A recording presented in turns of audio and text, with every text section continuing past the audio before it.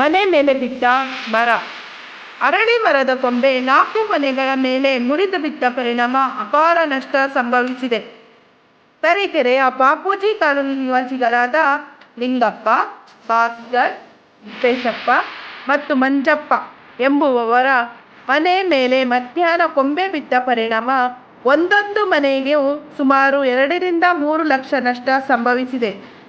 ಪೊಲೀಸರು ಮತ್ತು ಅಧಿಕಾರಿಗಳು ಸ್ಥಳಕ್ಕೆ ಭೇಟಿ ನೀಡಿ ಪರಿಶೀಲನೆ ನಡೆಸಿದರು.